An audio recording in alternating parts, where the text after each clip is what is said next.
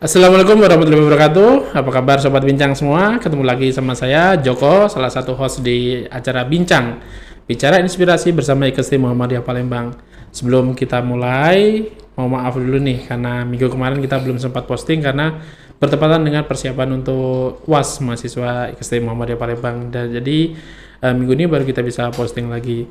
Dan hari ini kita kedatangan tamu yang sangat spesial sekali. Kalau kemarin kita sempat kedatangan dari PP Muhammadiyah, Bapak Izul Muslimin. Kalau sekarang kita kedatangan dari Muhammadiyah wilayah Sumatera Selatan. Dihadiri langsung oleh ketuanya langsung. Beliau adalah Bapak Ridwan Hayatuddin, Ketua PWM Sumatera Selatan. Assalamualaikum warahmatullahi wabarakatuh, Bapak. Waalaikumsalam warahmatullahi wabarakatuh. Ya, izin Bapak. Jadi hari ini memang mohon maaf agak mendadak nih undangannya, kemarin baru kita kirimkan undangan dan hari ini alhamdulillah bisa hadir dengan kita Pak ya. Jadi sebelum kita masuk pertanyaan nih, perkenalan dulu. Jadi Bincang ini salah satu programnya IKST Muhammadiyah Palembang.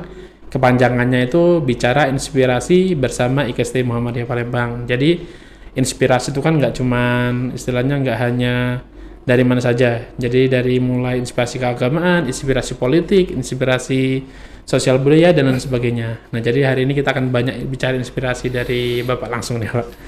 Sekaligus ditambahkan gimana, inspirasi dan aspirasi. Aspirasi juga siap, Bapak.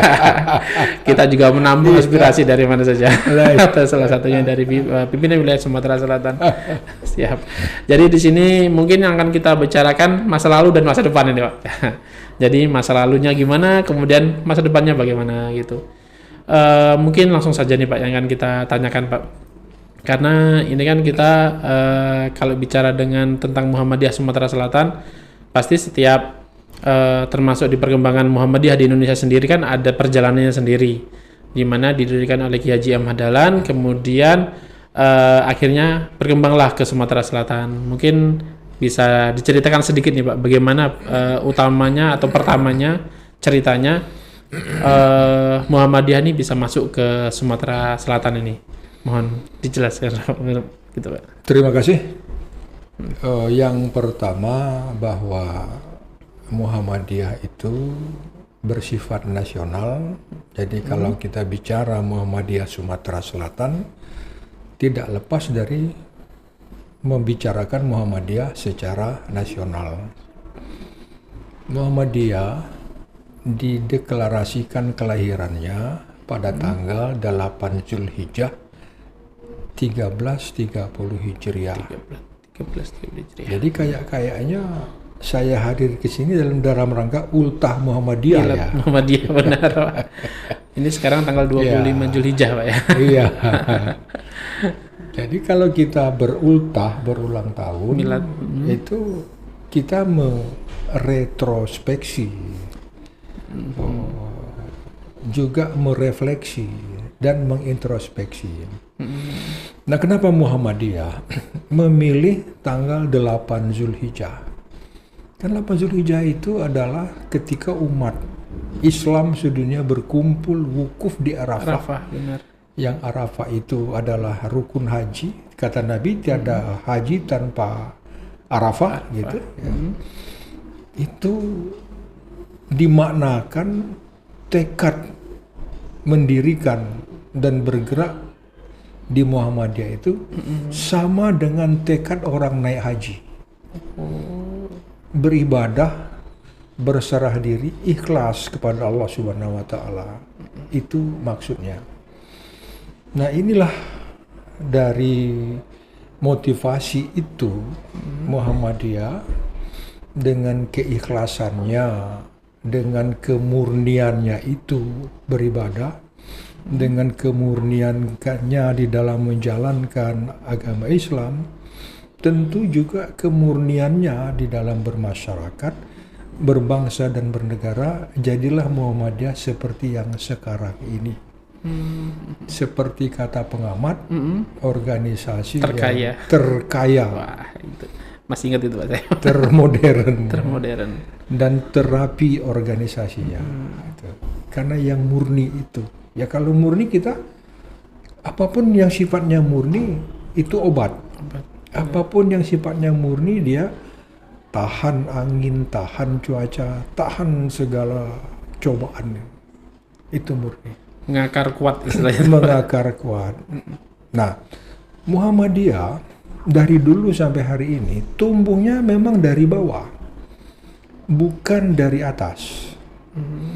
Termasuk tumbuhnya amal-amal usaha itu, aum, itu dari orang-orang yang ingin beramal ibadah, ingin melanggengkan amal jariahnya, terus mereka lakukan itu dan menjadikan amal usaha di bawah naungan Muhammadiyah. Makanya amal usaha Muhammadiyah itu pada umumnya bersifat otonom. Dia usahakan sendiri dan dia mampu. Kalaupun memang ada dari bantuan kiri kanan sesama aum atau dari PP, itu sifatnya bantuan. Dulu Muhammadiyah Sumatera Selatan ini bukannya orang datang dari jauh sengaja dakwah mendirikan Muhammadiyah, enggak. Tapi banyak orang dari sini datang ke Jogja minta didirikan Muhammadiyah. Gitu. Jadi inisiatif dari orang Inisiatif dari bawah. Jadi kalau bicara manajemen Muhammadiyah, manajemen inisiatif dan manajemen partisipatif Muhammadiyah. Nah, saya baca-baca di Sumatera Selatan ini, kalau yang dari daratnya itu datang dari Bengkulu, para pedagang, terus lewat Lintang, Lahat. Ya. Tapi kalau yang dari laut, dari Jawa, itu lewat Lampung, terus sampai ke Palembang ini. Berkisar tahun 30, bahkan ada catatan di PP itu tahun 1920 sudah ada. 1920. Muhammadiyah di Jogja? Sekayu. Sekayu dulu. Sudah ada. Saya pernah terbaca itu. Di Sekayu. 1920 sudah ya. Karena orang dulu militan. Mereka sangat militan menjalankan dakwah Muhammadiyah. Tahun 60, 70 itu masih. Dulu orang tua kita kalau mendirikan SD Muhammadiyah, mendirikan masjid, mereka 1 sen pun tidak mau ikut makan uang Muhammadiyah. Mereka makan pulang ke rumah, makan di rumah. Itu dulu. Nah, salah satu yang sudah difilmkan misalnya bagaimana perjuangan Aum Muhammadiyah itu Laskar Pelangi. Dan saya merasakan itu. Saya merasakan dulu kami mendirikan sekolah Muhammadiyah. Pernah teman saya kakinya hampir putus kena cangkul. Itu di Danau Cala Sekayu. Sekayu. Muba. Kami juga dulu mendirikan sekolah Muhammadiyah di Jarai tahun 70-an. Lahat, Pak ya? Lahat. Itu ada murid kami malah hanyut. Kami sedang mengumpulkan batu-batu gunung untuk ngecor pondasi. Tiba-tiba datang banjir, murid kami meninggal. Saya juga merasakan bagaimana kami panen padi bersama dan hasilnya untuk bangun sekolah Muhammadiyah. Tahun 70-an itu, Pak? Murid ikut serta waktu itu. Murid ikut serta. Nah, sekarang tentu suasana sudah berbeda. Sudah cukup banyak amal usaha Muhammadiyah di Sumatera Selatan. Dan saya lihat, saya ingin ngomong apa adanya. IKST ini termasuk yang termaju. Alhamdulillah. Ya. Termaju karena saya lihat IKST benar-benar menjaga mutu. Siap. Mulai dari input yang masuk, apakah dosennya, pegawainya, mahasiswanya. Ya kalau memang input sudah bagus, saya kira tidak sulit-sulit mengelola. Outputnya akan lebih baik. Ya. Karena dari awal IKST sudah menyaring dan menjaring itu dengan menggunakan kriteria-kriteria yang dimaksudkan oleh ilmu itu. Artinya kualitas. Gitu ya. Alhamdulillah kalau gitu, Pak. Jadi memang jadi perkembangan kalau misalnya kita bicara dulu itu mulai dari perintisan Muhammadiyah juga ya, artinya kita tuh nggak hanya bukan istilahnya dari Jogja buka sana cabang di Sumsel, tapi dari kita yang belajar dari masyarakat itu sendiri. Benar. Jadi memang sampai hari ini seperti itu. Inisiatifnya sudah sangat tinggi. Makanya Muhammadiyah itu kuat sekali. Jadi gini, PP tanpa ranting, tanpa cabang, tanpa BPN tidak bisa apa-apa. Tetapi ranting tanpa BP bisa hidup. Iya. Ranting tanpa PCM, tanpa BPM bisa hidup. Itu Muhammadiyah. Karena memang tumbuh dari bawah. Karena yang memprakarsai ya orang-orang dari masyarakat itu sendiri dari bawah. Jadi istilahnya nggak perlu support, itu pun sudah bisa berdiri gitu Pak Muhammadiyah, baik di level ranting dan lain sebagainya gitu Pak ya. Barangkali aneh kedengaran ketika kita muktamar, semangat euforia bermuhammadiyah itu dari cabang ranting itu mereka biaya sendiri. Benar. Memang berapa juta mereka keluarkan uang kantor itu, gembiranya bersama perasaan memiliki, perasaan punya gitu Pak ya, sangat tinggi sekali. Ya. Jadi istilahnya memang dari awal pun Muhammadiyah sudah kuat gitu Pak ya, apalagi memang artinya orang-orang Sumsel pun sudah melihat bahwa prospeknya Muhammadiyah bagus, makanya berinisiatif untuk belajar untuk mengembangkan Muhammadiyah di Sumatera Selatan ini gitu Pak ya. Kemudian kalau tokoh-tokohnya Pak, apakah gimana kira-kira tokoh-tokoh Muhammadiyah di Sumatera Selatan itu yang mungkin yang kita sebutkan sebagai yang paling itulah, yang paling terkenal gitu Pak. Ada nggak tuh Pak? Kayak biasanya siapa tahu? Kalau ulama dulu, Buya Rashid Talib dulu. Buya Rashid Talib. Dia bukan hanya milik Muhammadiyah, tapi juga sudah menjadi milik masyarakat. Nasional Pak ya? Kalau yang di birokrasi atau di organisasi lain, kita belum sempat melacak dan mendatanya. Tapi yang pasti begini, kata Dr. Hajrianto, mantan ketua PP Pemuda Muhammadiyah. Oh, pemuda. Yang sekarang duta besar di Lebanon. Ya, orang Muhammadiyah itu katanya dia pandai bekerja, tetapi tidak menonjolkan diri. Prestasinya. Benar-benar Pak. Juga tidak menonjolkan organisasi Muhammadiyahnya, gitu. Makanya tidak aneh tanpa menyebut nama Muhammadiyah, ternyata Muhammadiyah sudah punya pahlawan nasional, kader Muhammadiyah sebanyak 23. Ke depan akan banyak lagi. Iya. Ya. Itu semua dari Muhammadiyah itu Pak ya? Iya. Karena Muhammadiyah itu tadi semangat dan patriotisme perjuangannya itu sangat tinggi sekali. Sangat tinggi dengan keikhlasan tadi. Jadi artinya memang pada saat perkembangannya pun orang-orang Muhammadiyah, orang-orang yang berinisiatif mengembangkan itu memang istilahnya sudah ikhlas gitu Pak ya. Jadi artinya betul. tidak mencari nama, tidak mencari untuk dikenal dan sebagainya gitu Pak. Bahkan sepi dari pemberitaan seremonial. Tidak ada Muhammadiyah, walaupun penting juga itu, tapi di Muhammadiyah agak kurang masalah itu, walaupun itu juga penting itu, seremonial, upacara. Jadi dari perkembangan tadi Pak, jadi terbentuklah Muhammadiyah Sumatera Selatan yang saat ini gitu Pak ya, untuk Sumatera Selatan yang kita kenal sudah sangat kuat, sangat kokoh gitu Pak. Kemudian kalau tadi kan Bapak sudah bercerita juga Pak, bahwa Muhammadiyah ini juga memiliki peran-peran penting dalam istilahnya kayak perkembangan atau mungkin pertumbuhan Sumatera Selatan ini.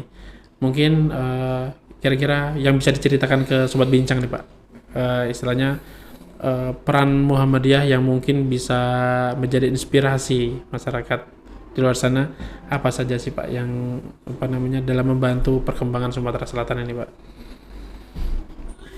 Yang pasti begini, kembali ke yang ikhlas tadi.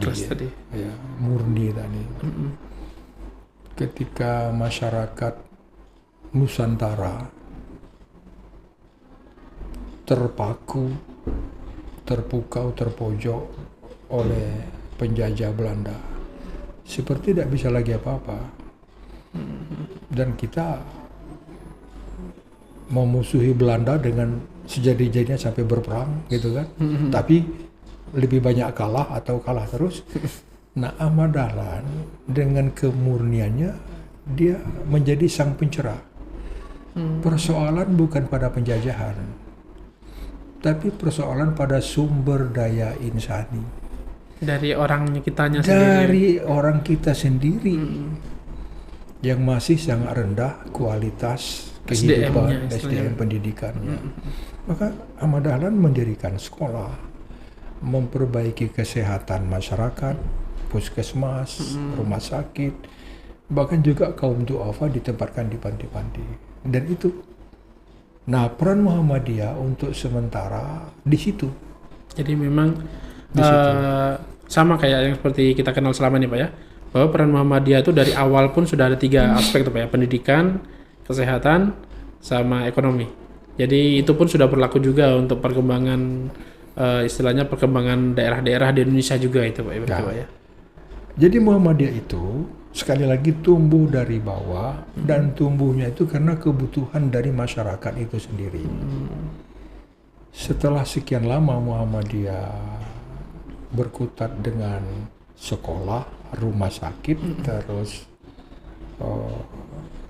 penyantunan kaum yang lemah itu, akhir-akhir ini Muhammadiyah melihat ternyata juga tidak kalah pentingnya membangun ekonomi umat. Ekonomi. Ya, maka sudah 2 kali muktamar, muktamar Makassar, disusul dengan muktamar Solo, yang terakhir lalu itu Solo, terakhir itu mendorong supaya Muhammadiyah juga secepat-cepatnya membangun ekonomi. Insya Allah barangkali saatnya akan bank milik Muhammadiyah Pak ya.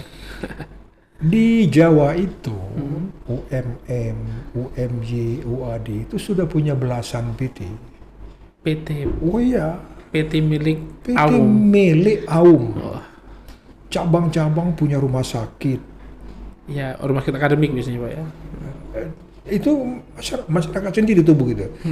Nah, kita di PWM sudah punya PT juga. Oh, PT Surya Logistik. Surya Logistik. Ya, berkemajuan Mas Pak. Berkemajuan dan pangsa pasarnya untuk sementara IKST ini, UM Palembang, rumah sakit, tapi dengan perhitungan yang matang, harga yang kita jual itu di bawah pasar, nanti bisa kita kembangkan cabang-cabang dan ranting-ranting ikut berbisnis bersama PWM itu. Ya. Jadi artinya pun setelah dari awal kita memang perkembangan dari bidang pendidikan, kesehatan, sosial, kemudian ini akan kita merambah ke ekonominya. Ekonomi, ya. Karena memang istilahnya sudah disampaikan sama Bapak di awal tadi bahwa Muhammadiyah merupakan ormas terkaya di dunia Pak ya? Terkaya di dunia, tapi itu milik masyarakat, bukan milik Muhammadiyah. Ya, milik masyarakat. Milik masyarakat yang mengelola Muhammadiyah itu Pak ya? Berarti begini, ibaratnya Ka'bah. Ka'bah, benar. Ka'bah di Makkah itu milik umat Islam. Masyarakat umat Islam di dunia. Tetapi yang mengelolanya pemerintah Saudi Arabia. Sama juga ini milik masyarakat. Ya. Karena memang itu dibangun oleh masyarakat. Maka saya katakan gini, ya, Muhammadiyah itu ada 3. Ada 3 kategori. Yang pertama Muhammadiyah yang punya nomor baku, NBM. Yang kedua Muhammadiyah yang ada di kepengurusan, mulai dari pimpinan pusat, wilayah, sampai ranting, daerah, cabang, hingga ranting. Yang ketiga ini yang paling banyak. Ini yang paling banyak. Muhammadiyah artinya pengikut Muhammad.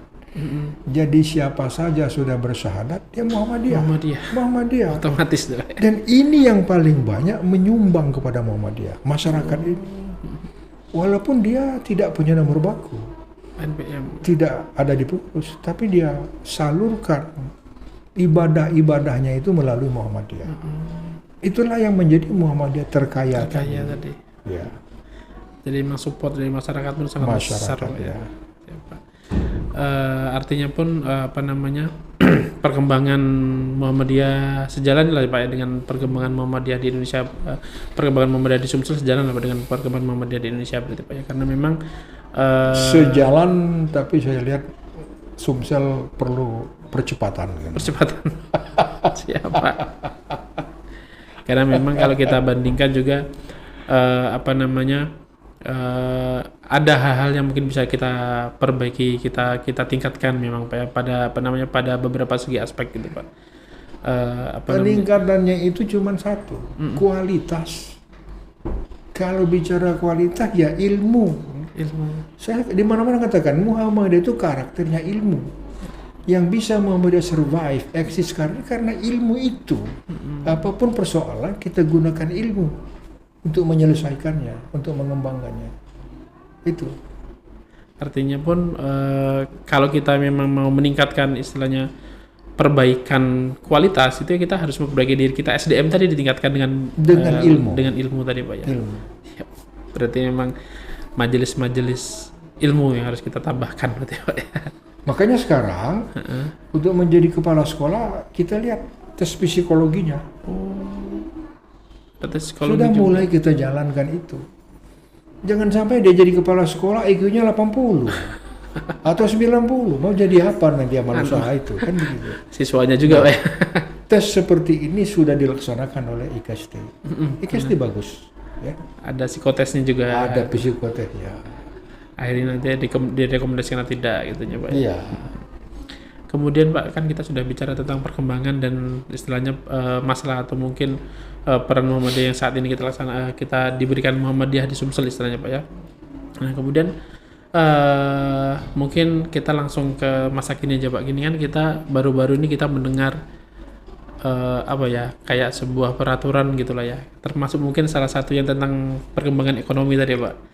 Salah satunya bahwa negara mengizinkan organisasi Islam atau organisasi masyarakat, ormas agama gitu maksudnya Pak ya, itu mendirikan atau mengembangkan atau menjalankan usaha tambang. Nah ini mungkin yang sering dibahas oleh beberapa media, dibahas oleh beberapa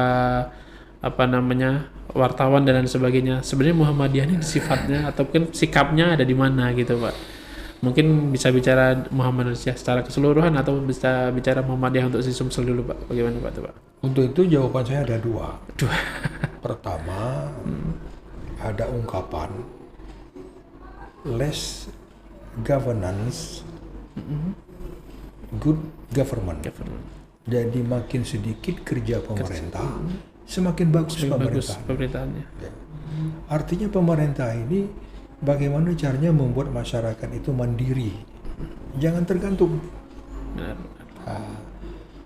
Jadi pekerjaan yang sebanyak itu tidak mungkin pemerintah melakukannya, diberikan kepada masyarakat, tentu dengan regulasi.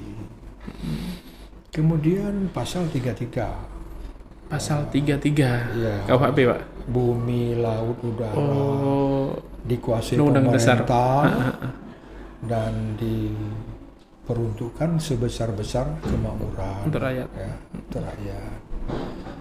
Terus apa bedanya kita organisasi dakwah NU, Muhammadiyah dan lain-lain dengan warga negara yang lain? Apa bedanya? Terus lagi ungkapan Siti Nurbaya juga saya kira tidak terlalu salah. Siti Nurbaya. Iya. Menteri apa itu? Lingkungan hidup. Nah, kalau organisasi ibadah ini sudah punya usaha sendiri, tidak terlalu banyak proposal yang nyampi ke pemerintah, itu bagus. Artinya sejalan dengan yang saya katakan tadi, harus kuat. Masyarakat kuat dan mandiri. Mandiri. Nah, Muhammadiyah organisasi dakwah. Dakwanya itu bil lisan seperti yang selama ini. Ada lagi dakwah bil hal dengan perbuatan nyata, dengan in action.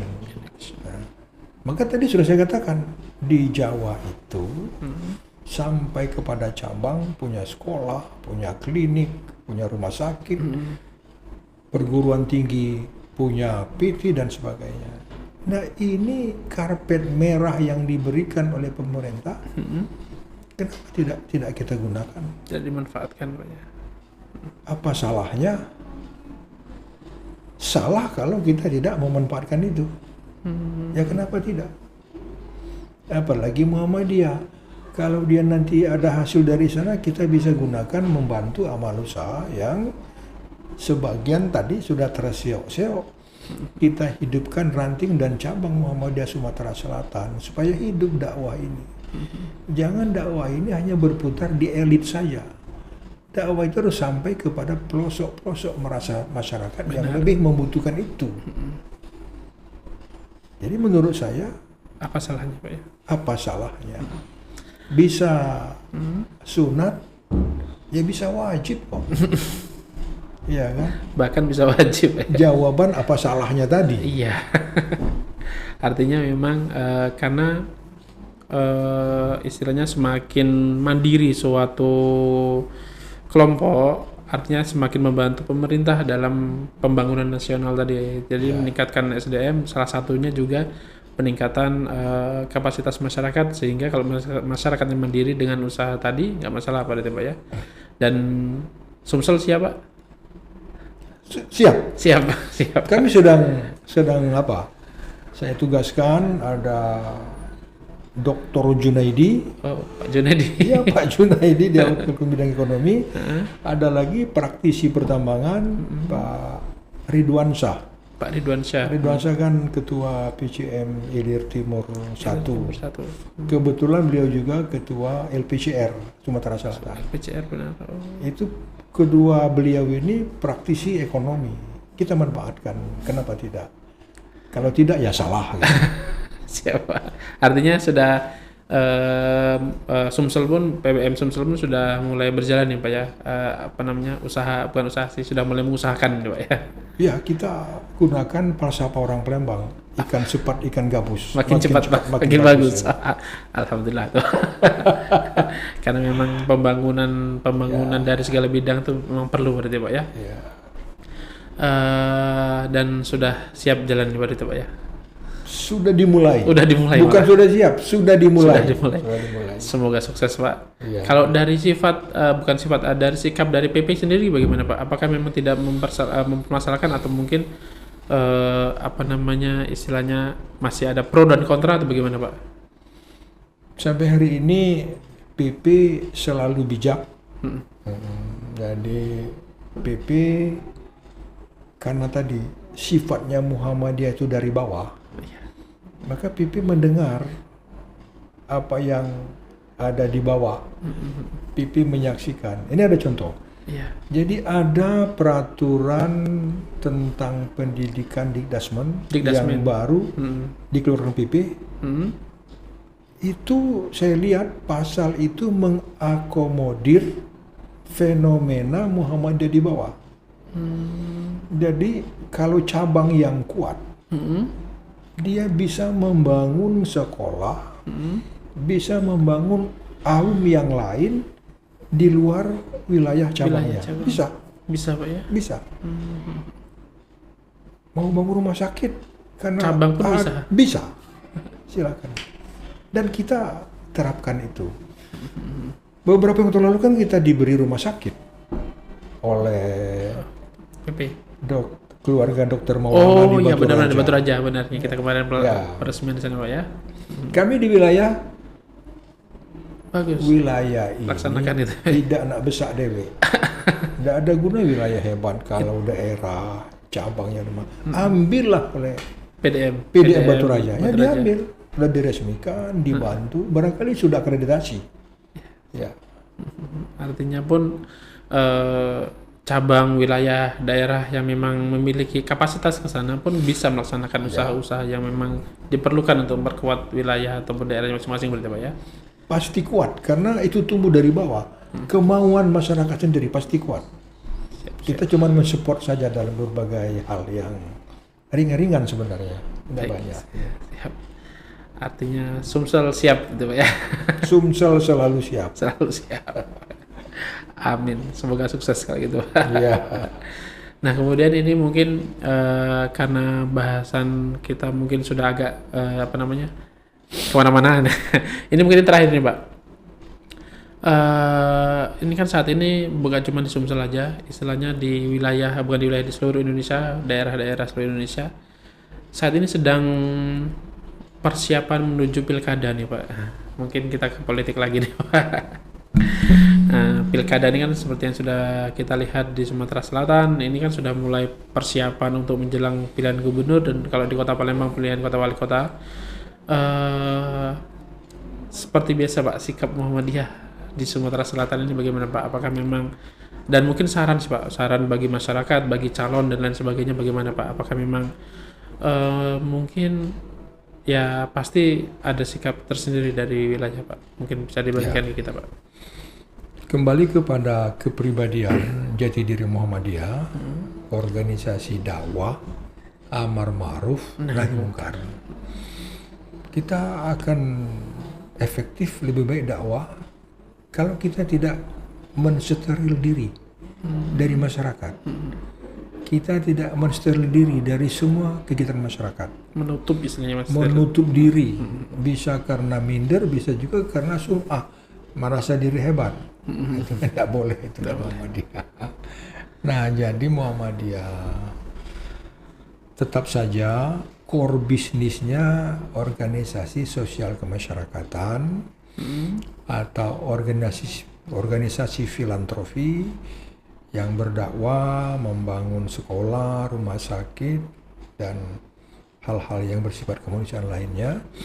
Tetapi Muhammadiyah mendorong kalau ada kader-kadernya, ya tadi kader Muhammadiyah itu ada yang punya nomor baku, ada yang tidak, ada yang tidak boleh ya.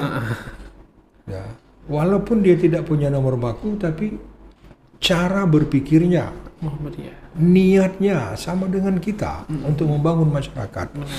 Nah, jadi kader-kader Muhammadiyah seperti itu kita dorong, tetapi Muhammadiyah secara formal tidak mendukung salah satu berafiliasi benar, dan tidak mengikatkan diri dengan hal itu. Tapi secara individual silakan kita dorong untuk itu. Artinya seperti biasa, jadi memang Muhammadiyah pun sikapnya tetap pada tidak terlibat secara politik praktis, namun individualnya bolehlah Pak kita istilahnya terlibat, mungkin menjadi tim sukses lah atau mungkin apa gitu. Ya silakan itu Pak ya. Dan saya kira yang membuat Muhammadiyah selamat, sukses, maju itu karena sikap seperti itu.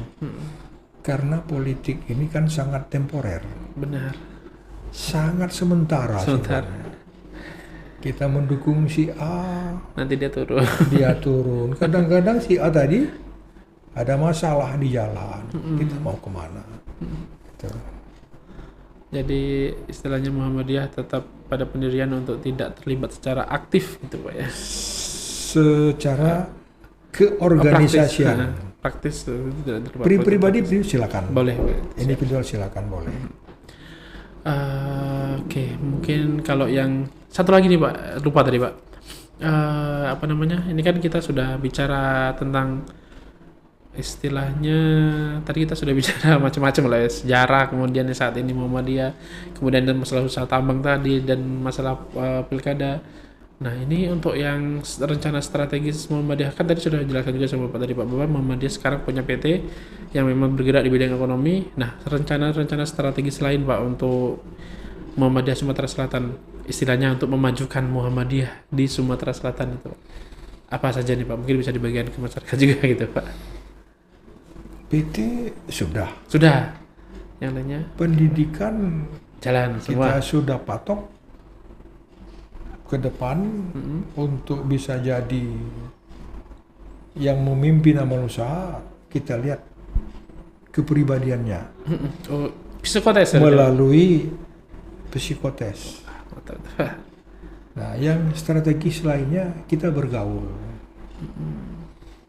Pergaulan kita itu dengan siapa saja, dari atas sampai ke bawah, dengan tidak mengenal apa pahamnya, komunitasnya, organisasinya, dan pemikirannya. Justru pemikiran yang berbeda itu akan menghasilkan masukan itu, sintesa yang baru, yang akan lebih baik lagi kan, sintesa, antitesa, terus apa? Dialektikanya itu. Nah, gitu. Nah, saya katakan gini, kita konsekuen sebagai organisasi dakwah. Bagaimana mungkin dakwah kita bisa efektif dengan baik kalau kita tidak bergaul? Maka kita bergaul dengan siapa saja. Saya bergaul dengan 3 calon itu. Mereka kenal saya kenal mereka. Pak Deru, Pak Mawardi, Pak Heri Amalindo. Kenal semua ya. Sudah sering ngobrol. Bahkan saya diundang ceramah gitu ya. Jadi dia kenal apa maunya Muhammadiyah. Maunya Muhammadiyah itu tidak merusak, bahkan memperbaiki. Nah, jadi kita bergaul dengan siapa saja, dekat dengan siapa saja, dekat dengan neraka pun tidak apa-apa. Masuk neraka juga tidak apa-apa, tapi tidak terbakar seperti Nabi Ibrahim. Oh gitu. Ya kan? Benar-benar. Itu baru berjuang namanya. Kalau tidak ada resiko, tidak ada perjuangan. Muhammadiyah itu darahnya darah perjuangan. Bagaimana perjuangan Ahmad Dahlan? Muhammadiyah pengikut Muhammad. Rasulullah itu dari rahim sudah berjuang. Itu Muhammadiyah. Kita menikmati yang seperti ini karena pendahulu kita itu adalah pejuang-pejuang seperti itu. Ya. Sangat merinding dengannya. Artinya memang Muhammadiyah pun menumbuhkan pejuang-pejuang baru istilahnya itu. Siapa? Termasuk IKST, kami terima kasih sekali.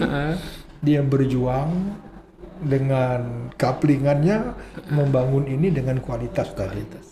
Karena memang kita sudah, kalau di IKST Muhammadiyah Palembang memang kalau kita kan menciptakan generasi Islami yang berkemajuan dan inovatif gitu Pak. Maksud itu Pak. Moto kita seperti itu Pak. Siap. Mungkin itu saja Pak yang bisa kita ngobrolkan untuk kali ini. Mungkin nanti setelah ada waktu lagi kami coba undang lagi Pak, karena memang kalau ngomong sama Bapak tuh kalau masalah sosial politik itu sangat enak ini Pak. Karena kita sebelumnya kita sudah ngobrol tentang akademik gitu, dan baru ini kemarin sudah sempat sih sama yang Pak Izul Muslimin kita ngobrol juga tentang apa namanya kemarin ya, tentang sedikit tentang masalah politik juga, karena beliau kan juga dari parpol ya Pak Izul Muslimin itu. Dan kalau apa namanya kita bicara dengan yang hubungannya istilahnya yang kaitannya dengan yang lagi ngetren sekarang itu lebih enak dengannya. Ya, nanti kalau ada yang kami ingin sampaikan lagi mungkin akan kami undang lagi segera Pak. Karena memang narasumber kita dari mana saja, dari alumni bisa, nanti dari PWM, bahkan nanti dari pusat kemarin sudah Pak Izul, dan mungkin nanti ada yang lain juga. Ya. Mungkin itu saja Pak, terima kasih kesempatannya. Sama-sama. Sudah hadir di podcast kita, podcast Bincang. Jadi Sobat Bincang, demikianlah pembicaraan kita bersama Bapak Ridwan Hayatuddin, Ketua PWM Sumatera Selatan. Silakan, semoga memberikan inspirasi terbaru bagi Sobat Bincang bahwa memang kita aspirasi benar berikan inspirasi dan aspirasi bagi Sobat Bincang bahwa kita memang perlu meningkatkan kapasitas diri kita sendiri.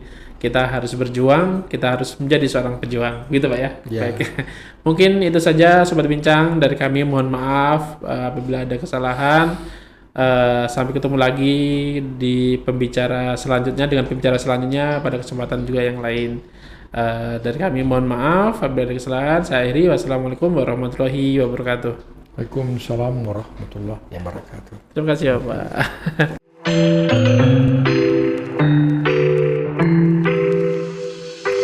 Thank you.